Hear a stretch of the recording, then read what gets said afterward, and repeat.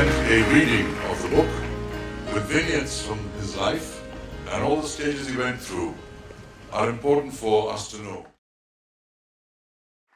On 11th November 1896, the ambient sounds in Balkrishna Gandhi's household were pierced by the wails of his third born. As the white dhoti-clad vegetable vendor looked down on the infant, he thought of the burden of one more mouth to feed. In his wildest dreams, he could not have imagined that the little flailing feet before him would one day cross the seas, or that those tightly clenched fists would wield influence over prime ministers and business leaders. In 1914, Vithal got a seat in Wilson College on Marine Drive. He graduated in 1919 with a Bachelor of Arts degree in economics, a tremendous achievement for both family and community.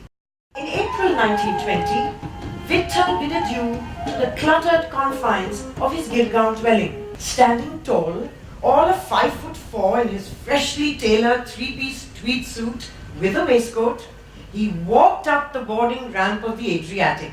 Vithal's first visit to Columbia University was memorable. On campus, Professor Edwin Seligman was a living legend. Vithal was one of the fortunate few he chose to nurture and develop.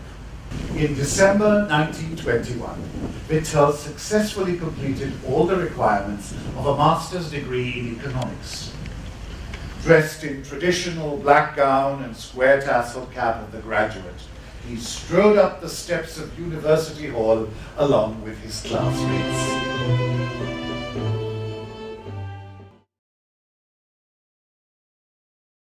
On 29th April 1960, a collaboration agreement was signed.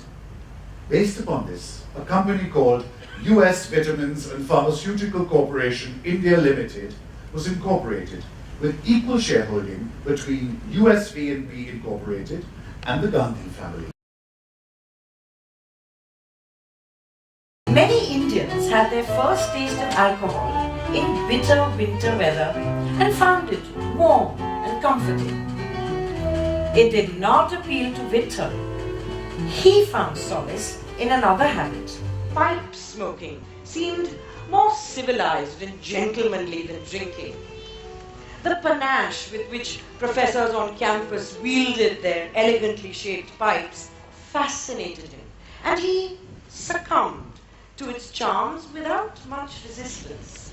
Vithal wrote a letter to his friend Ram. Valmiki wrote the Ramayana, and I could write 200 to 300 pages of the Chillam Upanishad. Vithal cherished a vision to uplift the masses. He aspired for national growth through free enterprise and industrial development. He also pondered on social issues like the caste system and the education of women. Studying the problems of his Sindhi constituency, Vithal realized that when workers had to return to their villages during harvest or festival season, there was no transport. He wrote a detailed proposal for setting up a state transportation network reaching the interiors. He realized that his plan would remain on paper unless it had the right backing. So he sought an influential ally, Sir Purushottam Das Thakur Das, to help him push it through.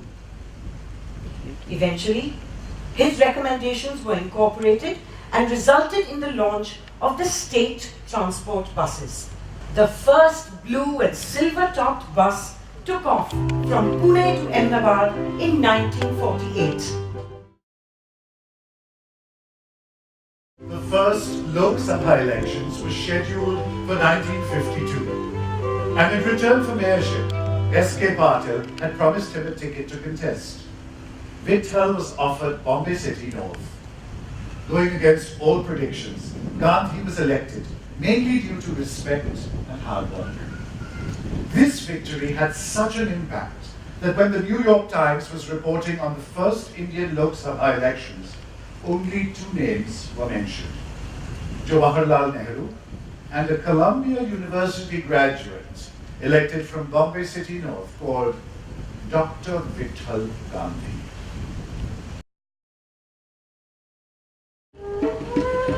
To another friend, he confided that as a happy bachelor, he had refused several marriage proposals.